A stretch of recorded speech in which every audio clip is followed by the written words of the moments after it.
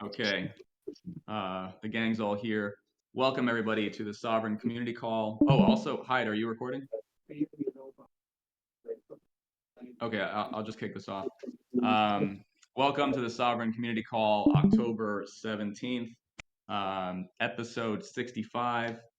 Gosh, we've been together for a long time now, and I know it's been a while since our last community call.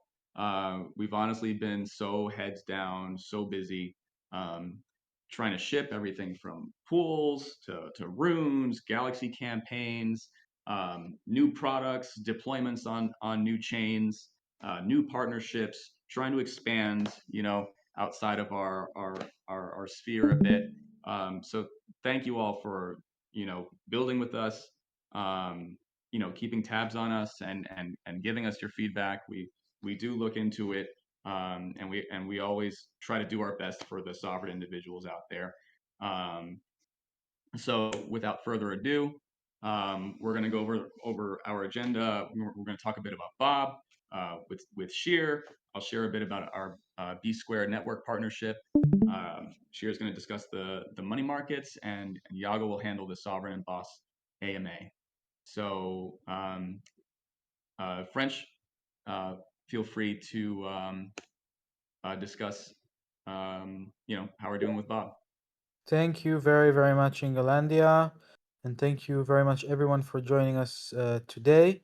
I'd like to start with a brief overview of how we're doing on Bob. And I'll keep it tight, but by and large, it's good stuff. Next slide, please. We started our journey with Bob at the beginning of season 1, which was pretty short spice season, with a little bit more than 1,000 active addresses transacting on Sovryn. We ended season 2 3 months later with about 10x that number, making us about a third of the active addresses on the entire Bob chain. So Sovryn has maintained its position as not only the number one spot for TVL, but also the number one spot for actual activity. Pretty much the same as we were on Rootstock. We gave away a lot of spice during that time. About 10 billion spice was distributed in total. About 1 billion of which was distributed during season 3, which is the current season. And we had overall over 18,000 active users using our DApp on Bob. We gave away and are still giving away spice with big multipliers to every liquidity provider on Sovereign, no matter the token. And we intend to keep doing that in the future. Next slide, please. In total, Sovereign has over 13 million TVL, $30 million TVL on Bob, and our closest competitor, which is Uniswap V3, has slightly less than 8 million in TVL, making Sovereign the leading DEX on Bob also in terms of TVL. So that's all very good news. And just yesterday, we announced 2 new pools. Next slide, please. Which are new rune pools for the number 1 rune currently, which is Dog Go to the Moon. We have 2 pools, one paired with Power and the other paired with the WBTC. We have a campaign going on where every dog liquidity provider and everyone that buys Power will get more Power. And you can provide liquidity, one-sided dog liquidity, for example, to these pools. We have tutorials up on our X account. Right now, the dog power pool is about 300,000 dog, which is an okay start, but it should be much, much more than that. I know from my discussion with most of you guys in the Rangers group that a lot of people were keen to deposit. So I call upon all of you who have dog to deposit, please go ahead and do so. We have a video tutorial also out on how to do that. We'll post the tutorial on Twitter as well. And we are about to launch two other rune pools the week after next, which are pups, and we'll have a separate campaign for pups as well. Um, so if these pools are any kind of success, we'll list more and more runes.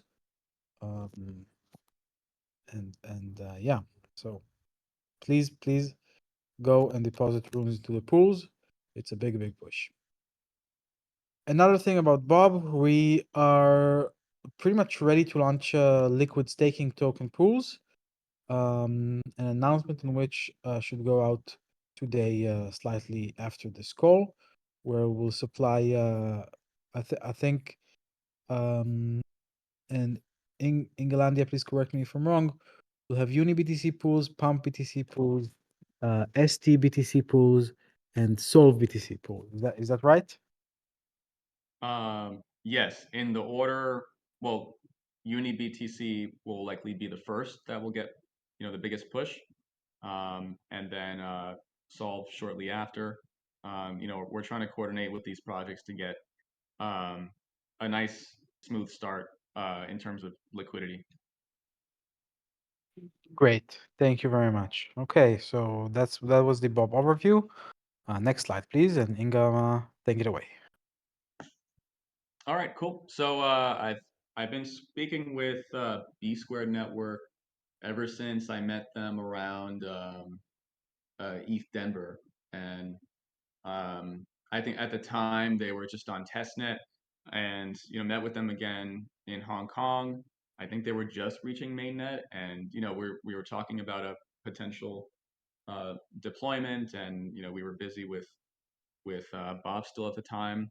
And when I ran into them again a couple months ago, we figured it was about time. The B Squared network has matured as an ecosystem with 500 million in merged assets. They use very cool ZK EVM technology. Bitcoin is the actual gas, so we don't have to worry about ETH. In this case, it's an entirely different Asian audience. So we're kind of not we're not like splitting our users. We're reaching a new part of the world. Um, they have very cool innovations like account abstraction, so you can use your Bitcoin wallet to sign EVM transactions. Um, and I think it's just we just have we're developing a very good relationship with them, and when we deploy our AMM DEX on B Squared Network, they promised to provide support and rewards as well as liquidity provision, likely in the seven and potentially eight figures. So they seem to be supporting us quite well. Also, this rewards campaign will be specifically catered to us. They have a general one that kind of rewards all the dApps, but they'll have a special stack of rewards carved aside for us. So I'm trying to look out for the sovereigns out there, trying to get us the best deals we can get for being users. All right. So yes, as I said, we'll deploy an AMM DEX focused on BTC assets, USD assets, the B Square token, and SOV. Hopefully sometime Q1 2025, and if that all goes well, more products in the future. So keep an eye on that. Back to you. Thank you. So, B Squared is a big announcement. It's another chain that someone would launch its DEX on, and it will also give us exposure to the Asian and mostly Chinese market, which is an audience we haven't reached to until now.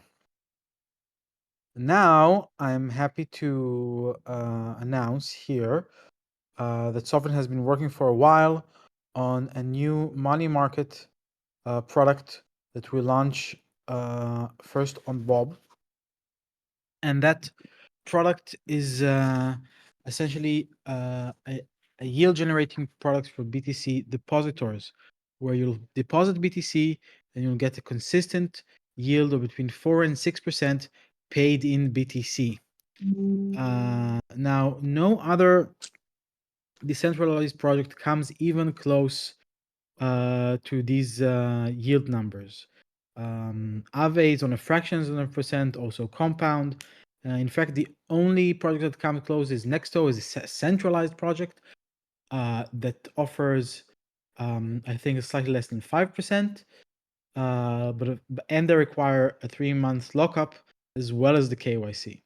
So this kind of BTC yield positions Sovryn as the market leader for people who hold BTC, and there's a lot of people and are interested in getting consistent yield on it in a low risk environment.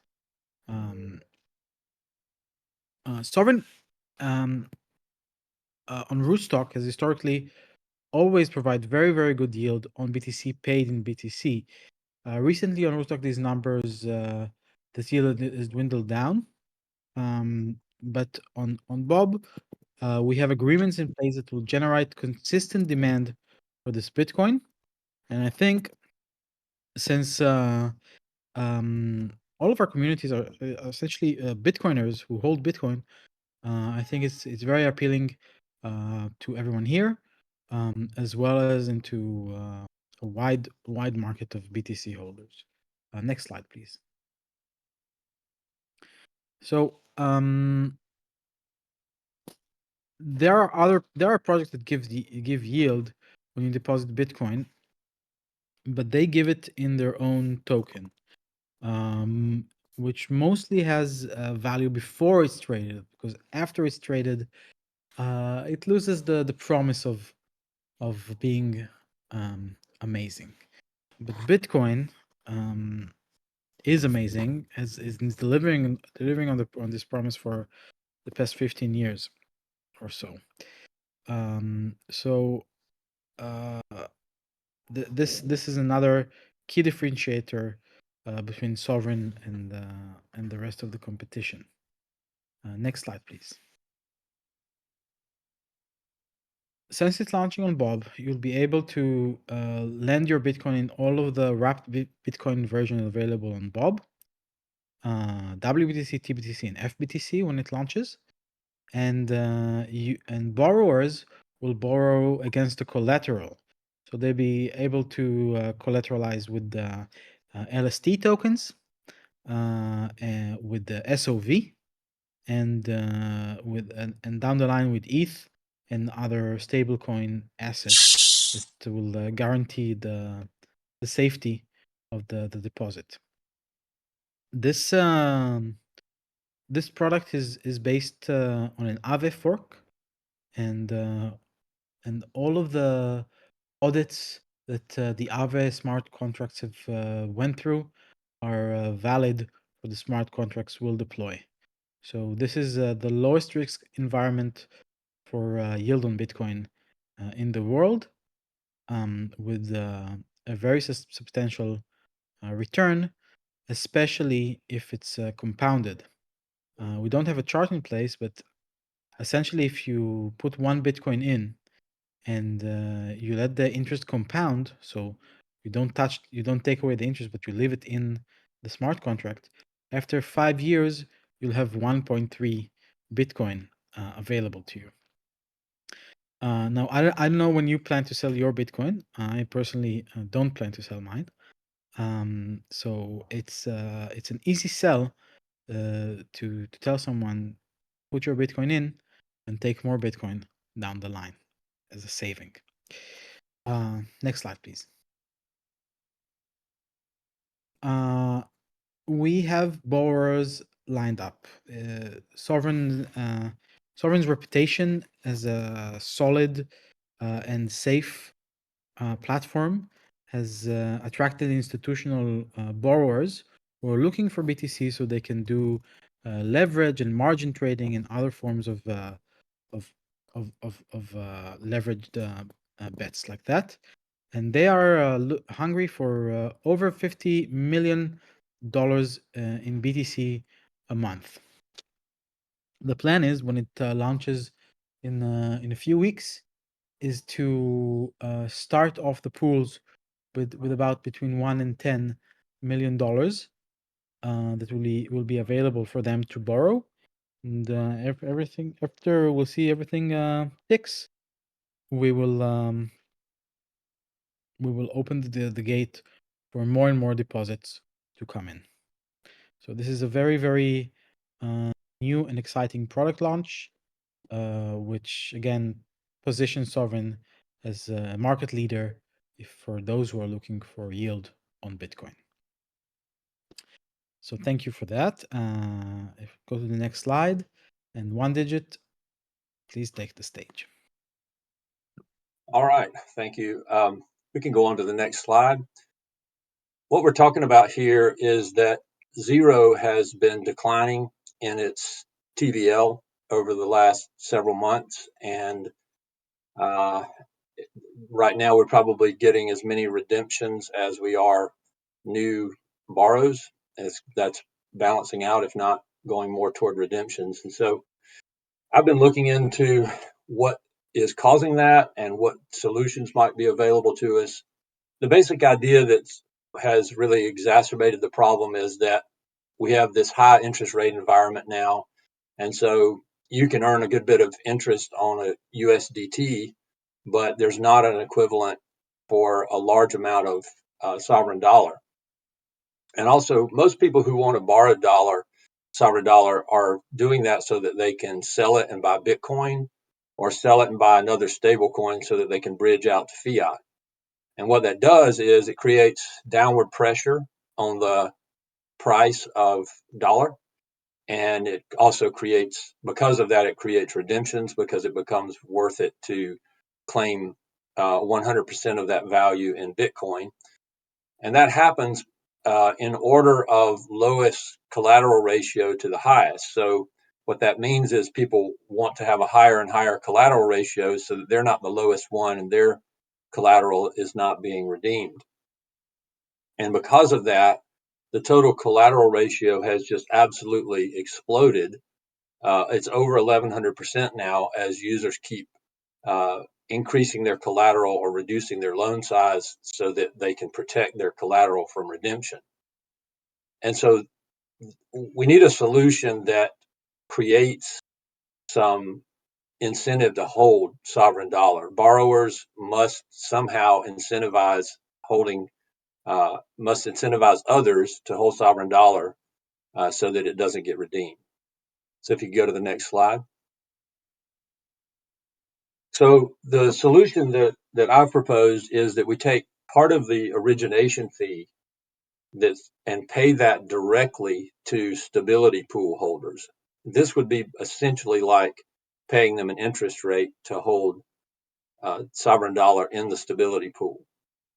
Right now, what that would mean is, let's sweeten it enough so that it pays out double the current USDT interest rate, which is about 10% now. So a target would be about 20% return on putting money into the stability pool, and that would be calculated based on what the borrowing rate has been for the previous month and the stability pool size currently. So that would give us a formula for just estimating what the origination fees would be currently, and that would make it much more lucrative to hold dollar. In fact, if we achieve that rate, that means holding dollar would be much more attractive than holding any other stable coin, particularly USDT. That would support the price of sovereign dollar and therefore reduce redemption. And once we did that, the net effect would be to unlock most of that collateral and bring the collateral ratio down from 1,100% down to about 200% over time. That would unlock about $29 million worth of Bitcoin that could be used then either to borrow more, which would generate more fees from Zero, or trade more, which would introduce more fees from trading. So that right now that collateral is kind of dead in the water. And then as the collateral ratio goes down, then liquidations would become possible again. And so that would further incentivize holding sovereign dollar in the stability pool in a way that's organic rather than through extra fees like this. It's not a perfect solution, but it's a simple solution. And there's some other options to it and pros and cons. And what I would do is just encourage you to go to the Sovryn forum. I've got a full article laid out there, and there's been some discussion about it. So we need all the brains of our community taking a look at this, poking holes in it, seeing if there's a better option, trying to figure out whether it's worth investing in the dev time to do this, and so forth. So I would just direct you to the forum. That's it. Thank you very, very much, One Digit. Just to finalize the zeros topic, we, after discussion in the forum, we would hopefully get a SIP going on and move forward on that. Now, next slide, please. A lot of you had a lot of very good questions about the future of Sovryn, the future of BOS, the integration between these two projects. And I see a lot of the people who ask questions are here today, which is great. I know that Iago wanted to take the time to answer these questions, so Iago, please take the stage. Thank you, French. Do you want to maybe do it where, I don't know, you or Inga provide the first set of questions and then we can open it up to the audience? Sure. So I'm gonna Sec and our dear community managers were kind enough to make a document out of the questions. I'm just gonna read the questions and you can take it. So we have a set of questions from Lactarius, sometimes known as Javier. And he asks, I could be wrong, but I feel that Iago has distanced himself from Sovryn during 2024. Is it strategic? Okay. So no, I haven't distanced myself from Sovryn, and I don't intend to distance myself from Sovryn. I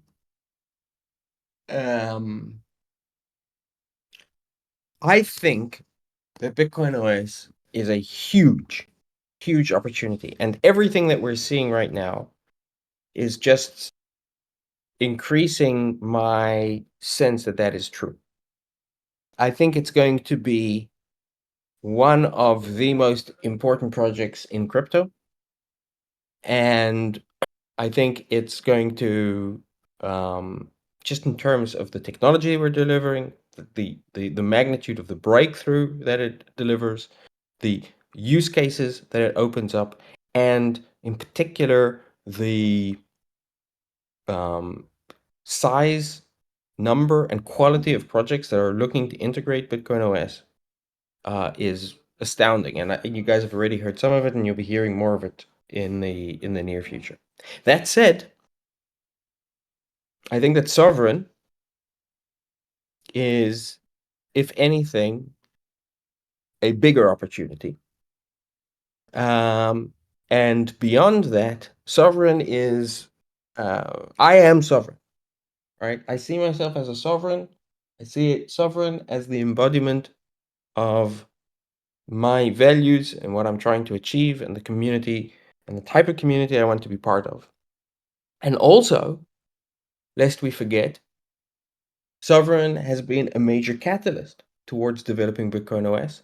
And I think that in the magazine, there are more Bitcoin OS type opportunities that Sovryn can bring to the world.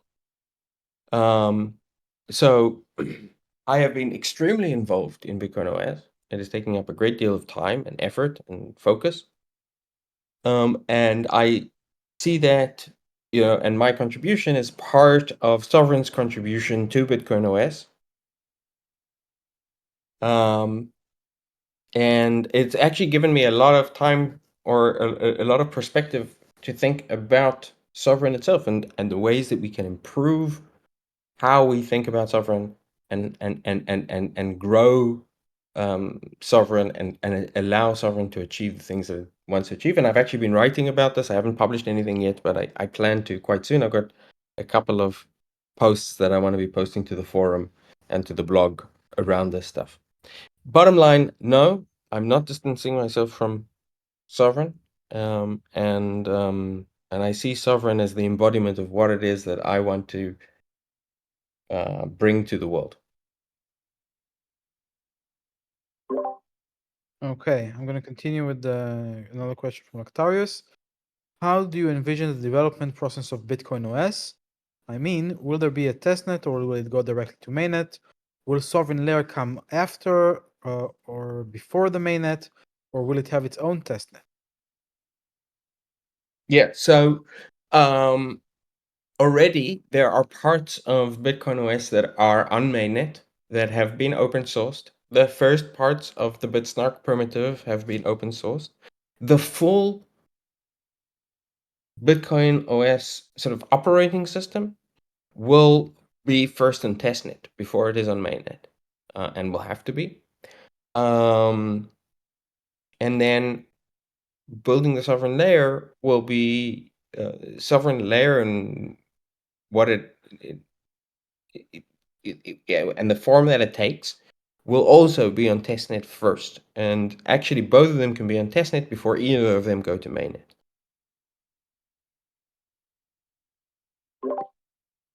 Thanks. A question about the BOS token. Will BOS token be necessary from the start, or will it not, or is it not required initially? No, so it's not required initially. Like I said, there's already parts of Bitcoin OS that are starting to come out and that have already been released on mainnet, on Bitcoin mainnet. And you don't need a BOS token for them. The BOS token will be required as the system becomes a full OS. And even then, there are going to be things that you'll be able to do without the BOS token. But I expect that the vast majority of people who want to interact with Bitcoin OS are going to want to do it with the operating through nodes that hold BOS token, because it's just going to be able to provide a much more secure, much more seamless user experience. And for individual users who are effectively running their own node, it will allow the system to actually be truly trustless. Thanks. Okay, so now Lactaris has a question about the sovereign layer, and Rafit also has a bunch of questions about the sovereign layer. I'm gonna bundle all of these together. Are there sufficient funds allocated in the 2025 budget for the sovereign layer developments, or will the sovereign layer exceeds available resources? And Rafit wants to know sovereign layer details. How is taking solve going to work on the sovereign layer? What features will it have? Will the sovereign DEX in the future expected to have its own predictor and market bets, or or will other team build it? And when sovereign layer? So Okay. I think these are excellent questions. And I'll try and answer them with whatever fullness I can.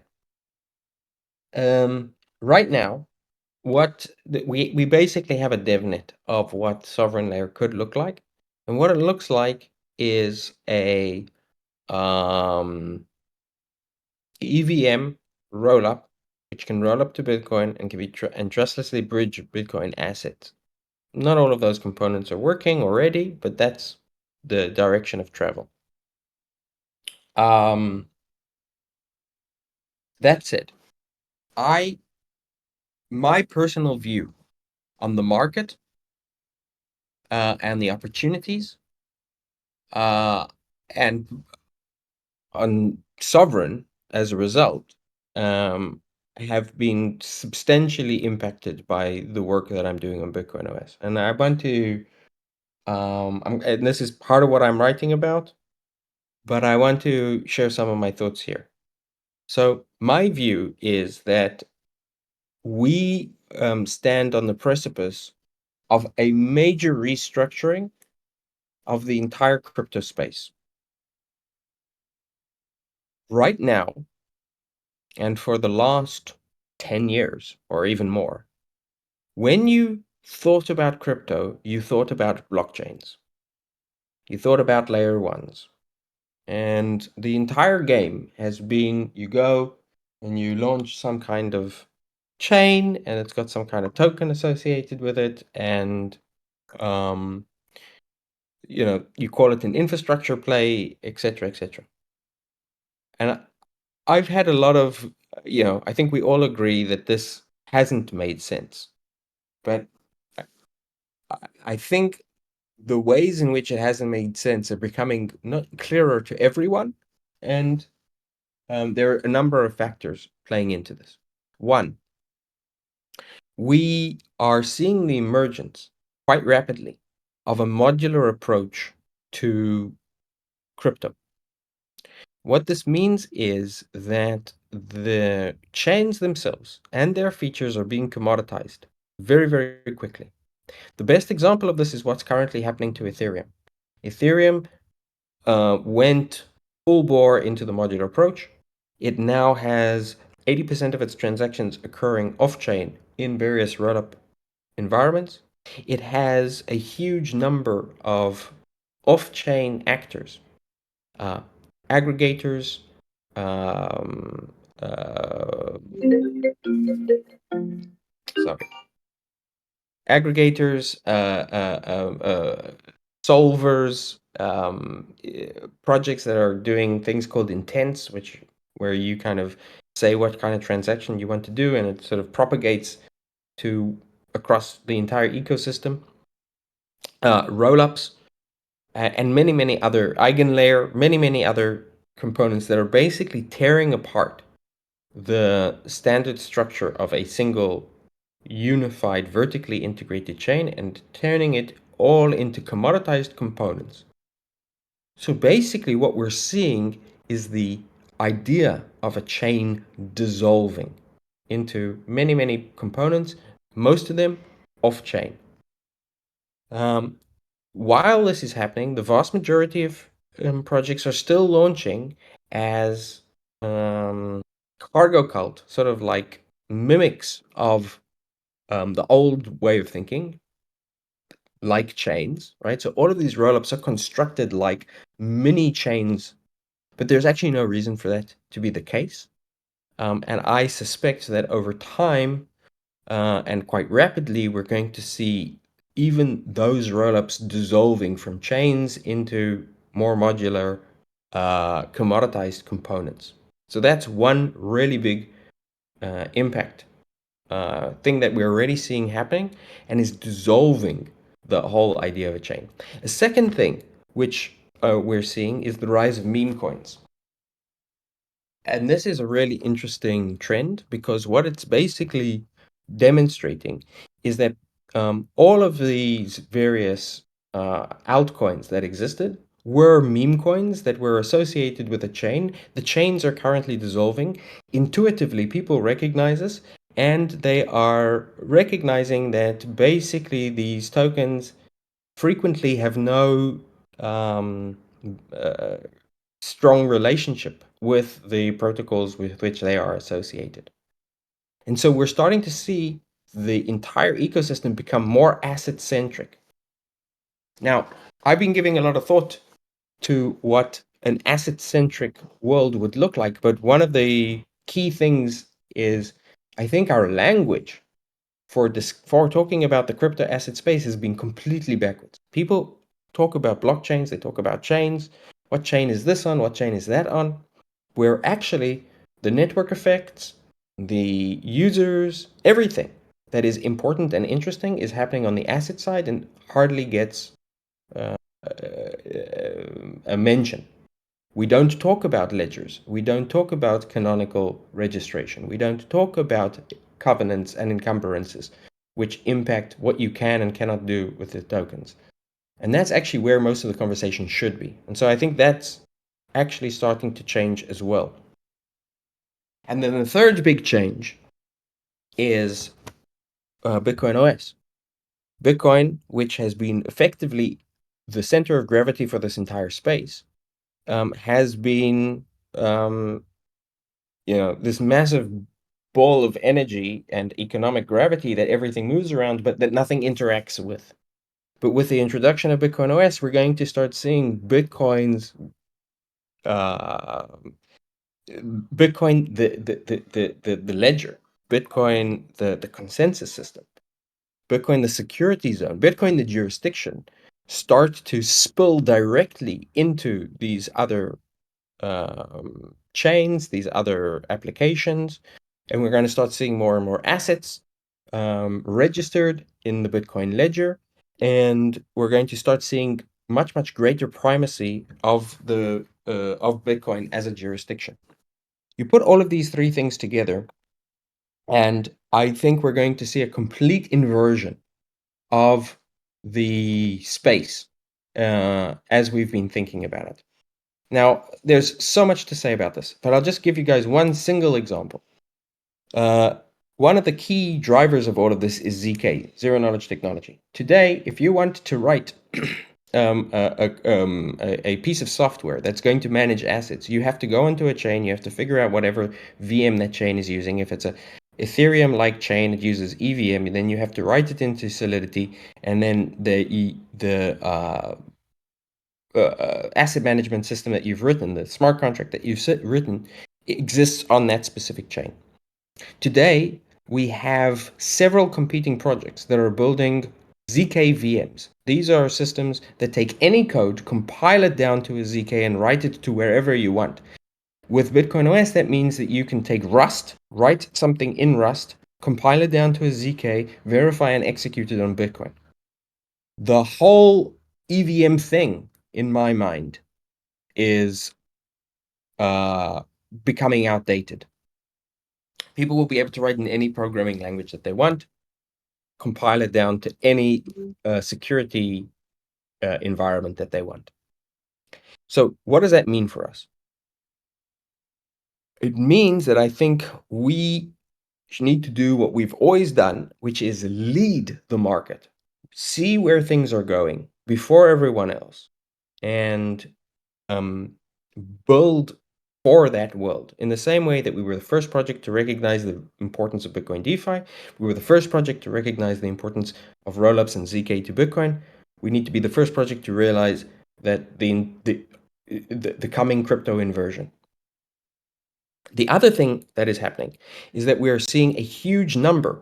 There's now 100 different ZK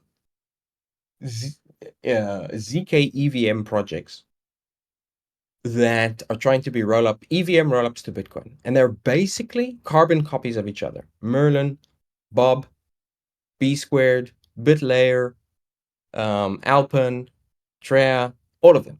They're doing exactly the same thing. They're building a EVM that rolls up to Bitcoin and has a DeFi focus. I think if we do the same thing with Sovryn Layer, we're playing a fool's game. I don't want to compete with 100 other projects. I want to outcompete all of the projects by doing something different. And so that means that we need to think carefully about what the Sovryn Layer is going to be. Is it going to be another one of these projects, or is it going to do something different, something important, something which is highly differentiated and unique and interesting? And I have some thoughts around what that is, but I've already given a very, very long answer to the question. And I'm not even sure I answered all of the different parts of it. So French, which parts didn't I answer? You didn't answer about the features because there are no features to be discussed yet. You didn't answer about when Sovereign Layer because I think before that could be answered. We should discuss and agree on what sovereign layer is. But there is key questions it wasn't covered, which is about the budget. Are there In sufficient terms of funds? budget, there's currently no budget constraint on this, since it's sort of bundled into the work that Bitcoin OS is contributing to Sovereign and that Sovereign is contributing to Bitcoin OS. So it hasn't. One of the things that I said a long time ago is that we have to be very careful about the way that we are conserving our budget. We've always had this approach, and that one of the great things about Bitcoin OS is it allows us to substantially increase effectively the resources that are available to us, because there's now a project which can be well funded, have its own independent funding, and effectively we can utilize a lot of the technology that is being built by Bitcoin OS for the purposes of Sovereign. Okay, this leads me to Capitalist 42 questions. What is the relationship between Sovereign and Bitcoin OS? There are more questions down the line. From Travis, for example, wants to know how many team members from Sovereign are now part on Bitcoin OS. Yeah, let's do that for Okay. now. So first of all, the Bitcoin OS team is there are a number of different contributors. Sovereign is, I think, the single most significant contributor. I'm working on it. Armando is working on it. Englandia is working on it. French has contributed a little bit. Rainer has contributed and continues to contribute. Fineline has done some design work in contributing to it. For almost everyone that I've mentioned, most of their work remains sort of non-Bitcoin OS related in terms of Sovereign, but Sovereign has contributed quite significantly to Bitcoin OS. Okay, to follow up on that, Sakro is asking, the Sovereign and BOS seem to be run by the same group of persons to a large extent. Are there potential conflict of interest? How do you ensure sovereign activities and interests stand above other things?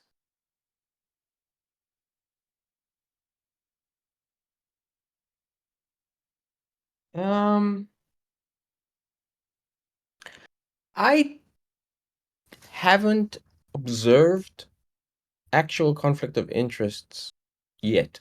If anything, I've seen a convergence of interests. I'll give a few examples. One example I already gave, right? The technology that is being built by Bitcoin OS is good for Bitcoin OS and extremely useful to Sovereign. The contribution that Sovereign has made to promoting Bitcoin OS has been useful to Bitcoin OS and to Sovereign. The increasing profile of Bitcoin OS is obviously useful to Bitcoin OS, but it also reflects very well on Sovereign. The partnership with B Squared is to a great extent mediated by the fact that B Squared are excited to work with Bitcoin OS and Sovereign because they kind of bring each other.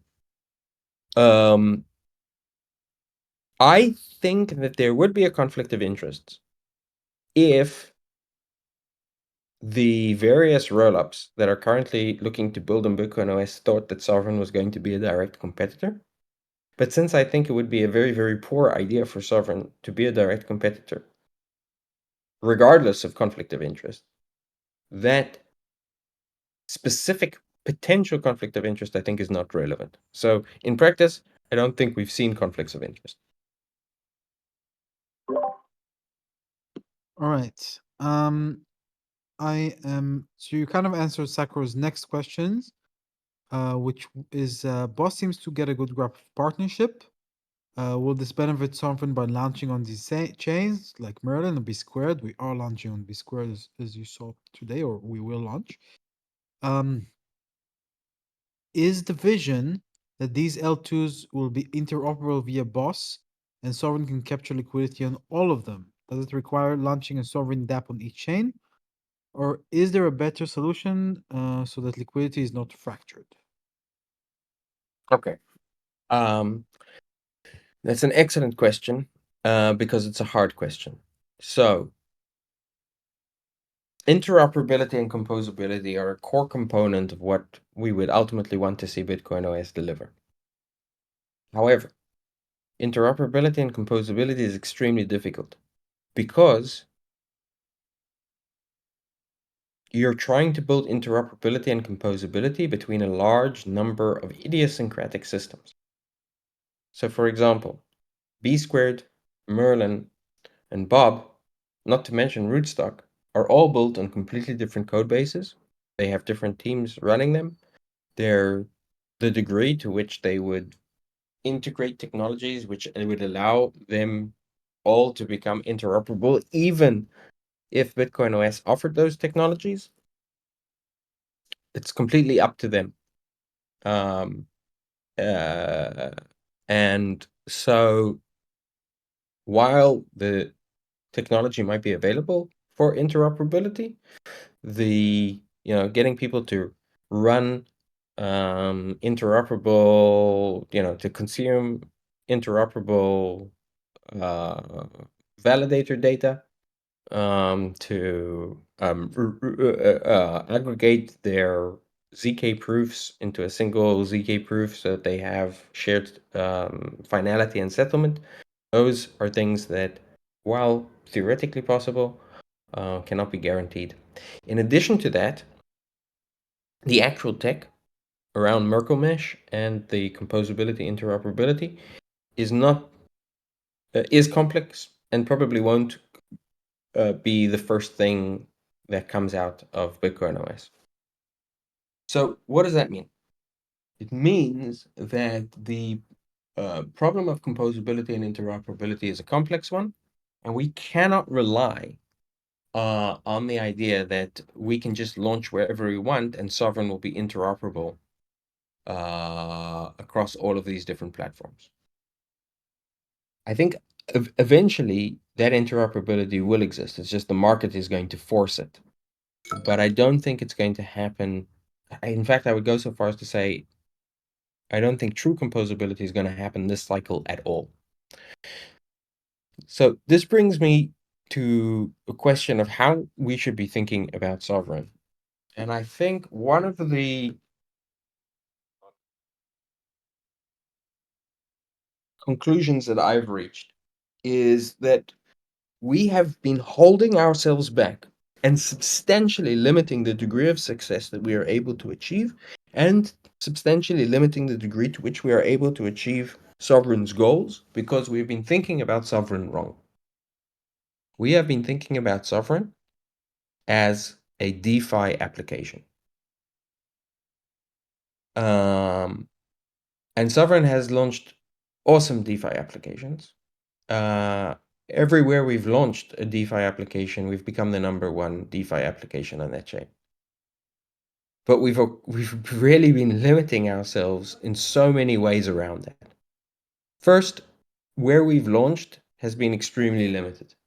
So even though we're the number one app in Bob, or we're the number one app on Rootstock, both of those are pretty limited ecosystems. Second, the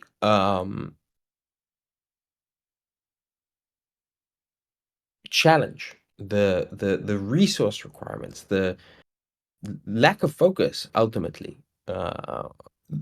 of launching on so many different launching so many different platforms on so many different platforms has meant that I think we haven't achieved the level of funding, the level of marketing investment, the level of team focus on any of these products that we potentially could have if they had been purely dedicated effectively as independent projects to themselves. Now, about 2 months ago on this community call, I said that I burnt a lot of my sort of social capital fighting for Sovryn to think about itself as a different kind of project. That the kind of project that can build and launch what we were at the time calling sub-DAOs.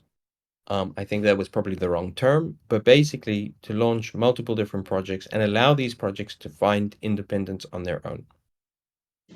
I didn't manage to convince the community, and I think this is worth a much longer conversation. But I think looking back, if anything, am more convinced that probably I should have even pushed harder for this. I think the path forward for Sovryn is to recognize what it's really, really good at. Recognize why it's really good at that, the things that it's really good at, and work to those strengths, particularly taking into account where I think the crypto market is going. And I think what Sovryn is really, really good at is we've built a community which is extremely intelligent. We have a proven capacity for seeing where the market is going before anyone else. We have a proven capacity for getting ahead of the market from a commercial and product development perspective. And we have a truly decentralized governance system, which allows us to allocate resources and launch these systems should we so choose. I I think that the power and potential of that is extremely underestimated by sovereigns ourselves.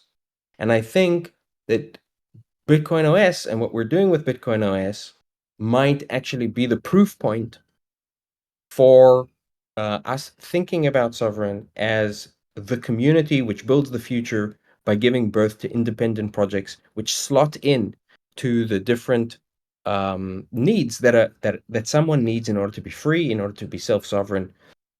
And I have a lot more to say on it, but I'm going to be thank you very much. I'm going to be writing about this, but I think there's a huge, huge opportunity ahead for Sovryn. I think what we're doing with Bitcoin OS is something which we can replicate for projects that we incubate ourselves and for projects that need the kind of support that a truly decentralized, established, well-trusted project and community can deliver. I think we are something truly unique in that respect, in terms of an actual decentralized community which governs itself and has very, very clear principles. I think we are actually one of the best examples of a crypto cult. And I think if we give thought to what unique advantages that gives us over literally everyone else, we have immense opportunity and power that we can take advantage of. Thanks, Iago. Guys, we're coming close to the hour. I want to dedicate 35 more minutes for this call. And then whatever we won't be able to cover this time, we'll take it to next call or arrange for another AMA call, which is obviously very important and productive. Okay, I'm going to the next question from Travis. How many devs are working on Sovryn at the moment, and what are Sovryn devs building right now? Travis, I see you have a follow-up question. We'll get there. First, we'll do your original ones. Travis, I think you saw today what we're working on, mainly the money markets, the new pools, deployment on another chain. Armando, are you in the call? I don't see Armando here. Okay. Can we do? Yeah. Yeah. Can you do a head count of how many devs are working on Sovereign right now? No. I don't. Let me try to try to get Armando to join the call. I'll ping him on another channel. I mean, look, in terms of the devs working on the various applications of dEpps across Bob and rootstock, I think we're looking at, let's call it 10 devs. I'm not far off. Okay. Another question from Travis. How many people from the Sovryn team are now a part of BOS? We touched upon that.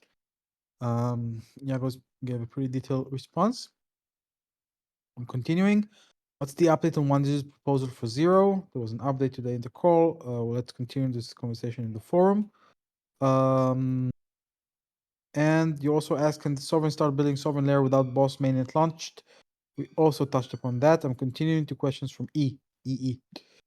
How far into development is Sovdex currently compared to the potential comparators we face once BOS launches? We touched upon that. We first need to decide. Wait, no, it's not about the Sovryn layer. I apologize. It's about the Sovryn Dex. Iago, how do you find Sovryn Dex development compared to the competition that we'll face once BOS launches? Okay, so I think this is an example, a concrete example of what I was talking about before. There is a significant challenge with DEXs. We all know what it is. We've discussed it a million times. The AMM type DEX requires very, very deep liquidity in order to function well. It otherwise becomes an extremely inefficient DEX and then enters and potentially just never takes off properly. Additionally, as you are launching into more execution environments, you see liquidity and user bases split, which compounds the first problem. Now, the first AMM type DEX was launched by Bancor back in 2018. That is 6 years ago. In 6 years, we've seen a lot of innovation in those DEXs, and nothing has come anywhere close to solving those core problems. In addition to that, Sovryn has two problems when building competitive DEXs. Let's say we want to do it on Bob or B squared or anywhere else. And the two challenges that Sovryn specifically has to deal with, in addition to the standard problems with the DEX, or an AMM DEX, I should say, is we're competing against projects that are just vomiting tokens in order to sort of incentivize liquidity. And we are competing with projects that have dedicated teams and sometimes special relationships with these chains. So, for example, we are under a lot of pressure from both Rootstock and Bob not to launch on other chains. They don't want us to do it. Rootstock really hate the fact that we launched on Bob, and Bob really hate the idea that we would launch on B squared because they want us to be dedicated to them. And I really don't like the idea of us being sort of dependent on somebody else's platform. And then if you look at other chains or other rollups, they also will go to quite a lot of lengths to try and create a house DEX that they will particularly support, even if they don't do it explicitly. So, what does this mean? I think the current structure that we have, I do not see a path to having an AMM DEX which is so much better than other AMM DEXs that it's an obvious winner. And I think that we're in a competitive environment where we are competing with these other AMM DEXs, and these other AMM DEXers are giving out a lot of tokens, which we do not want to do if it's going to be the SOV token. And they are building special relationships with the chains that they are on, which, as we introduce more and more chains that we are operating on, becomes more and more difficult for us. So when I talk about the potential for us to rethink what our business model is, I think this is one of those opportunities for us to rethink how we should be operating.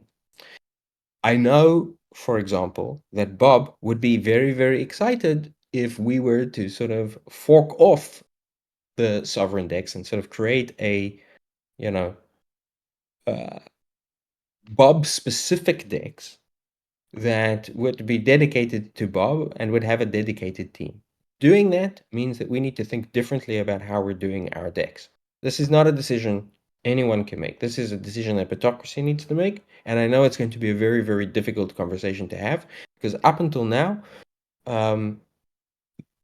by and large, the community have wanted to keep everything under one brand, and in particular, everything under one token, because the feeling is that if we have more than one token, then and sort of more than one independent team, then we're diluting the value of SOV.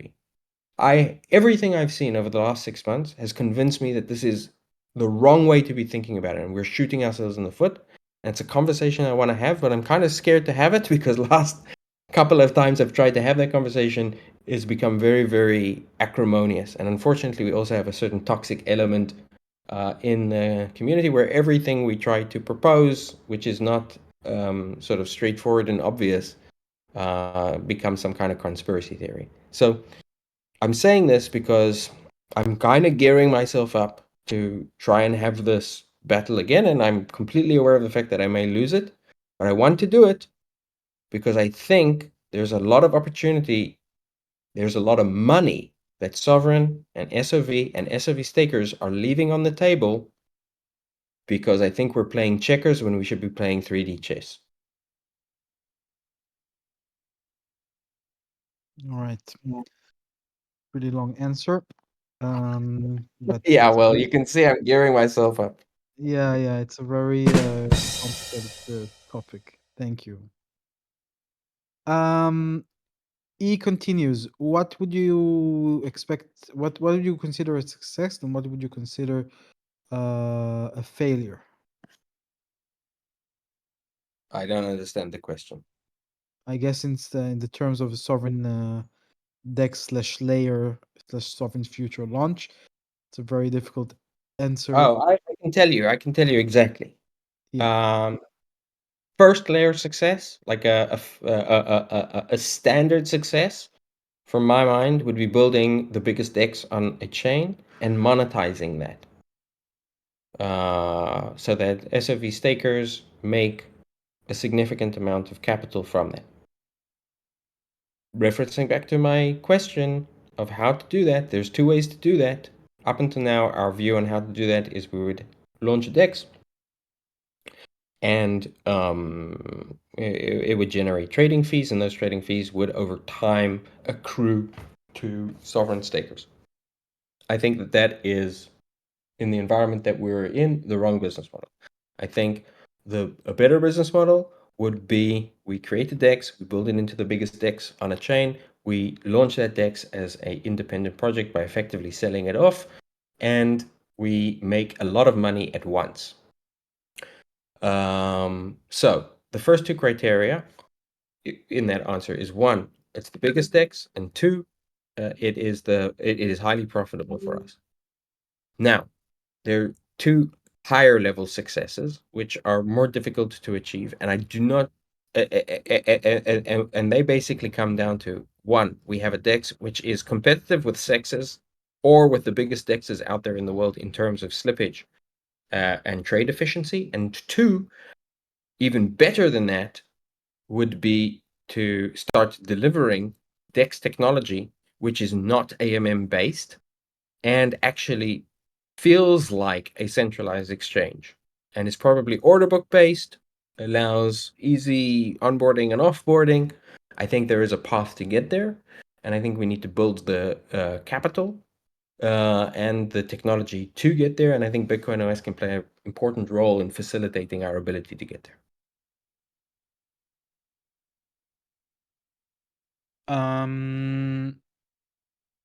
He asks a question which I'm not sure. E, are you potentially present on this call?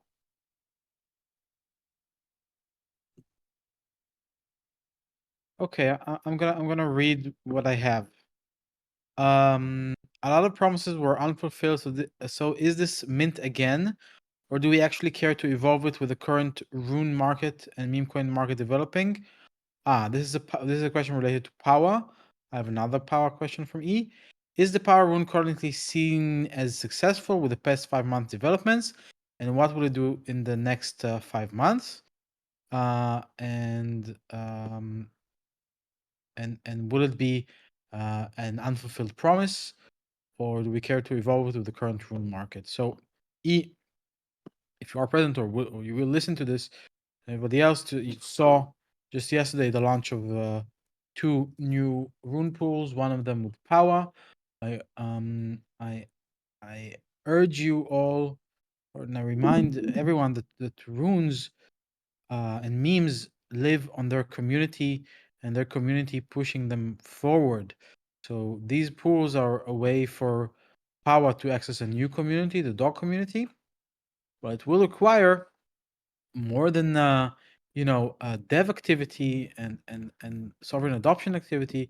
It require more than anything to be successful. Require community activity. So getting the word out to dog holders every day. We just gotta work it. We all gotta work it, and that means sovereign core and sovereign community and everyone involved. So I hope this answered the questions. E. Can I jump in here, French? Yeah, sure. Go ahead. So I think this is a perfect example of something we shouldn't be doing. I don't think we should be thinking of power as a project that needs to be supported forever by the core developers and the and basically the core team at Sovereign. I think that's a mistake. I think Sovereign has done an amazing job. We created um, a rune which was created in the very first, is one of the 300 runes that were created in the very first rune block. We've managed to establish from the seeds of our own community a new community, which is the power community. It's a highly dedicated community. We've gotten power onto multiple different dexes, which we were able to do because Sovereign is able to run those dexes. We've started building out collaborations, or at least creating positive collaborations with other runes projects. We've built a visual language for power. This is all great, right? We've done now. Is it going to be, a $1 million rune or $100 million rune? I don't know, but I don't think that it's Sovereign's responsibility to. I think Sovereign is making a mistake if it feels like it needs to be the one project that is driving the effort behind all of these different things. Rune isn't governed by Bitocracy. Power isn't or shouldn't be governed by Bitocracy. It should be its own thing, and it should succeed or fail on its own merits, being seeded and boosted by Sovereign. And Sovereign should be willing to accept the fact that it's going to launch multiple different things. Some of them are going to fail, and some of them are going to succeed on their own merits. I think that is how we build Sovereign to be a winner, and Sovereign launches winners. So I think Power is awesome. It's got an amazing community. It could do very, very well. But I don't think we should think of that as Sovereign, and certainly not Sovereign Core's responsibility.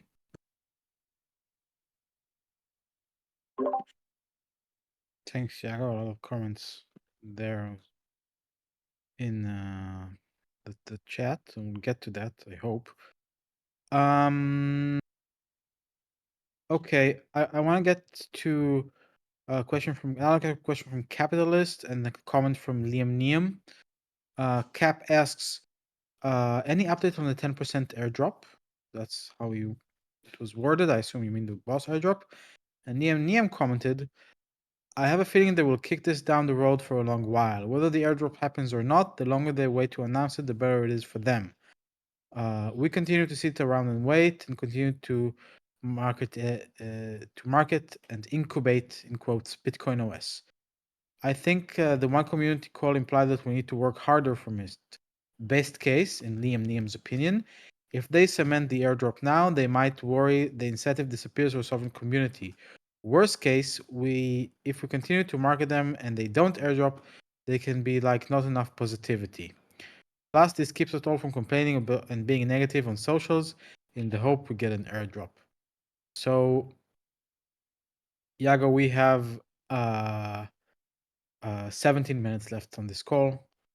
What's up with the airdrop?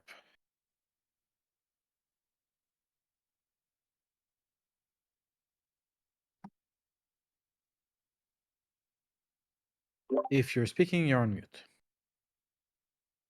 Okay, sorry, I was on mute. Yes. There's no airdrop. There's not going to be an airdrop. There never was any discussion of an airdrop.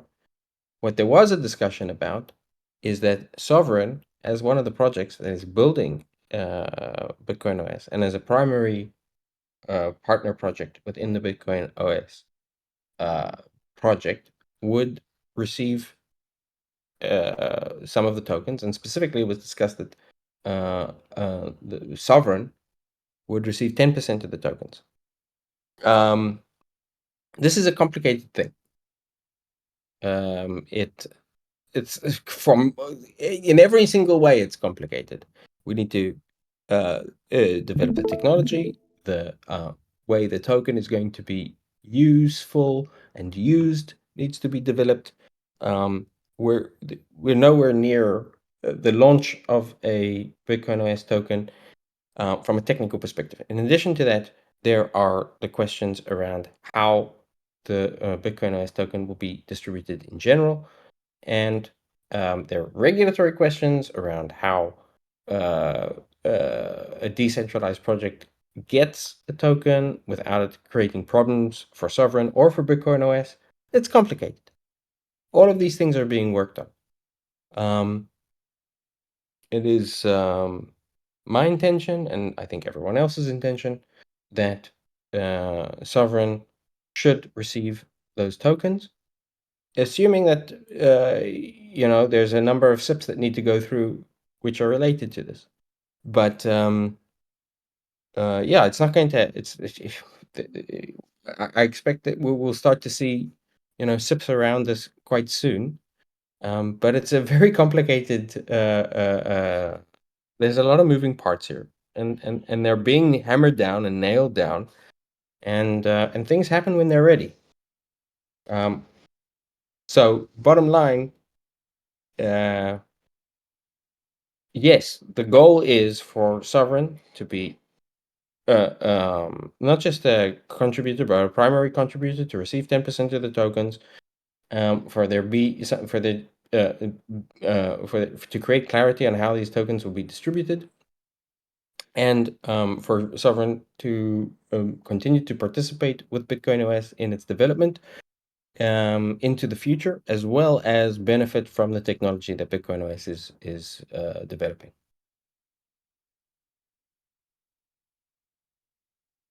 Thanks, Yago. I expect more conversation. And actually, one other thing, this idea that people need to be, and the Sovryn community should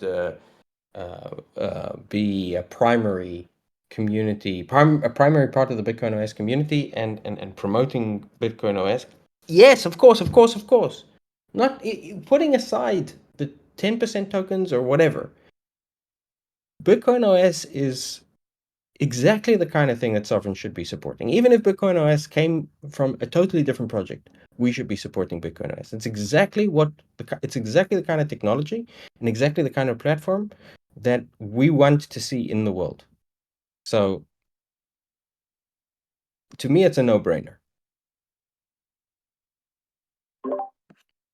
I personally fully agree, since sovereignty is in core of sovereign. Moving on. Let's see what didn't I cover? Um, There's, by the way, a few questions in the community chat channel here. yeah. Okay, I want to answer something from Time Chain Man that asked, what can we do to help more if we are non-social media islands?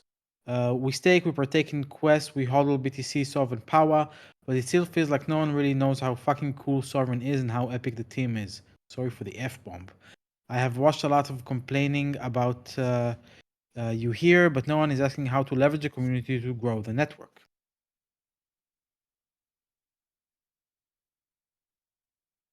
So that's a question from Time Chairman. How can we help? What to do to help Sovereign and the community?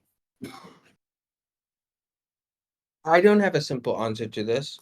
I'm trying to find better answers to this, and I'm talking to people who have managed to take communities and grow them to try and understand what they see as the best playbook. But I definitely think that, social media engagement, even if it's just sort of liking and commenting on Bitcoin OS and Sovereign tweets and Bob tweets and whatever, allows us to be more visible. I think being engaged in other communities and talking about other communities that you're part of, which may be crypto communities and maybe not, maybe they're in Telegram and Discord, maybe they're in real life. I think that's important.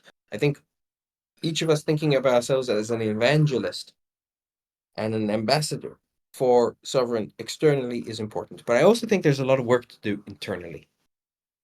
And I'll come back here to the question of why even be a sovereign? Why even have sovereign as a thing that exists?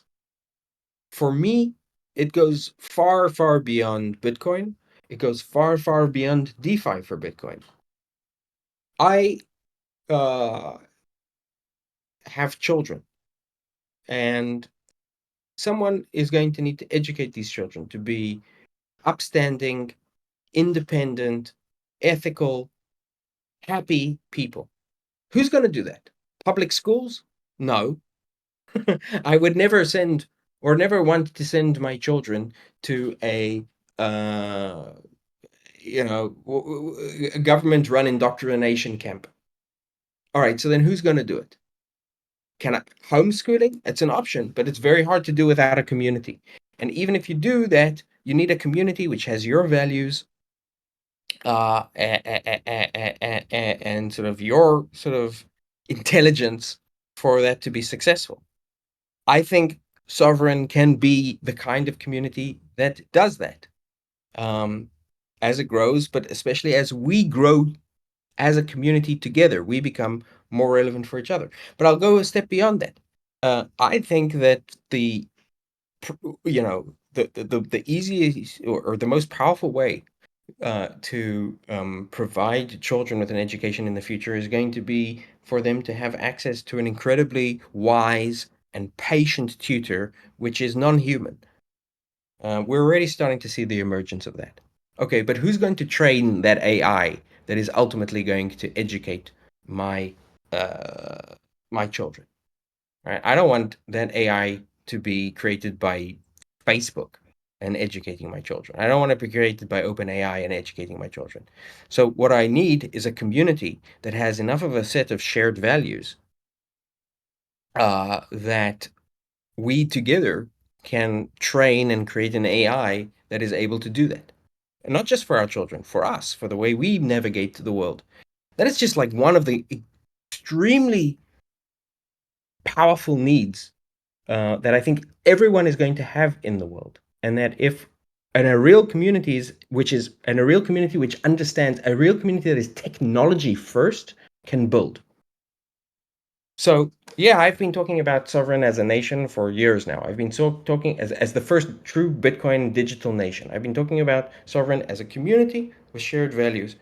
But I've done a shit job, and we've all done a shit job of actually defining what that means. So sorry, who asked the question? French? Time chain man. Okay, so time chain man. Here's something really simple that we should be doing, and that maybe you can kick off, right? Just like educating children and managing your money, there's probably 18 other things I could think about, right? Figuring out where I should live in the world, which is going to give me the most freedom. How do I get a passport to that place?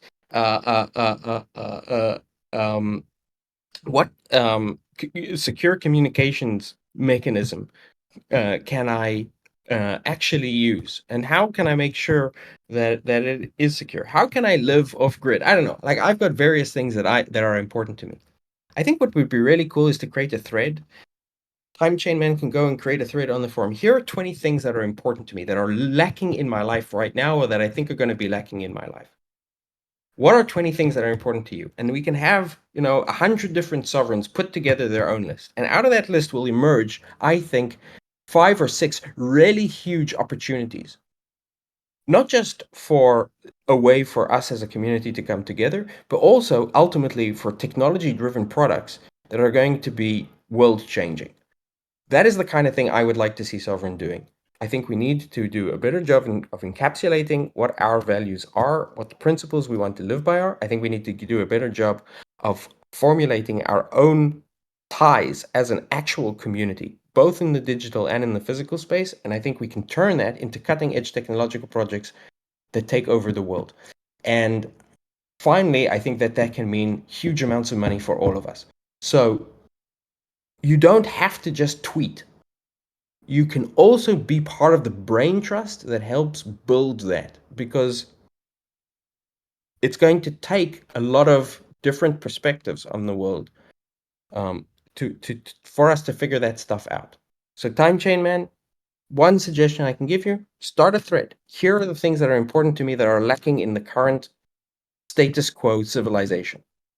How can we fix that? How can we find technological solutions or community solutions that are like driven by the sovereign community to the everyday problems that we all have to deal with? And let's start that thread. I'll contribute to it, my 20 things or my 10 things or whatever it is that I managed to think of, and maybe we all can, and maybe that ends up being one of the most important threads in Sovereign's history. That's very interesting, and I'll be very, very happy to see more active discussions in the forum. I think that's community building right there. Travis asks, Travis, you can you speak? Are you allowed to speak? Maybe you'll ask it in voice in the 5 minutes that we have.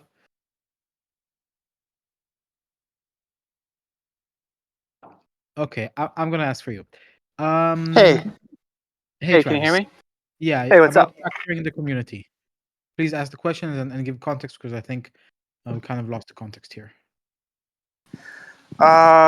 Sure. You want like my latest question? Listening to Yago. Also, I appreciate all of you guys in Yago for all the time you put in today. But I just said Yago said, "Find the river of money and stand in it." Based on what you said earlier about not focusing on building our own DeFi dApps, like all these other projects that are coming to BOS, how do we position ourselves in the future? Do we not focus on the current products we have as much, or do you vision Sovereign more as like this incubator, which is kind of, I already kind of see BOS as that incubator. So I'm just curious, how do you see Sovereign in the future? Thank you. I don't want what I'm saying to be misinterpreted. I don't think that we need to de-emphasize DeFi, and I definitely don't think that we need to stop focusing on the DeFi applications that we've already built out. I think DeFi is extremely important. It is the path to being able to live your financial life off grid. It is the path to financial freedom, and financial freedom ultimately is the basis of all freedom. However, I don't think we're ever going to be able to accomplish our goals if we try to build a monolithic system which does everything. You cannot be the best at everything. Instead, what I think we need to do is we've built out really amazing products. I think we need to think of ourselves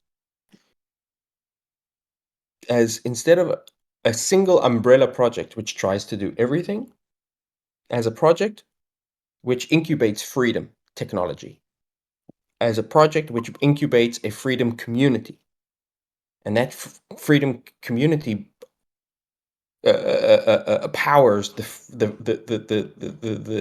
development of freedom technology. And I think what that means is that we should measure our success by our ability to build something to the point that it can be successfully turned into an independent project that we, in one way or another, through selling, through owning an equity stake in, through owning tokens in, whatever the case may be, can benefit from its independence.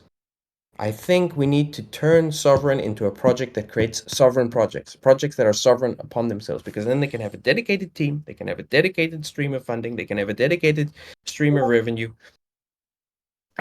and they can have a path to success where they truly can be the number one. We have the number one DEX on Rootstock. We have the number one lending platform on Rootstock.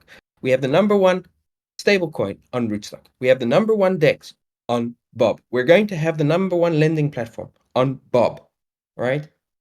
This is a very, very good start, right? I think the way we know we're successful is we turn those into an ecosystem of community-related, independent projects from which we have benefited and which benefit each other, and we build an ecosystem of freedom technology. I think if we do that, we massively increase our leverage, because instead of seeing our resources dwindle as we try to do more and more things, each time we do this, we increase our resources, increase our capital, increase the ecosystem that we have built, and use that as a flywheel for continued growth. This is a different model from what we're doing right now. It's almost the exact opposite of what we're doing right now. But I think that's how we get the most juice, the most leverage out of the advantages and the stuff that we've already demonstrated and the stuff that we've already built.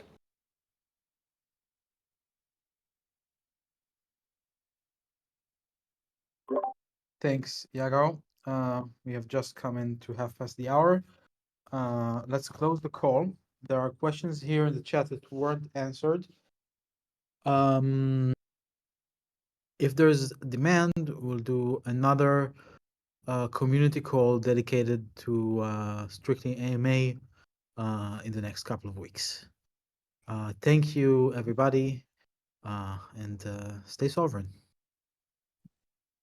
Stay sovereign, everyone. Stay sovereign, everybody. Take care. Right.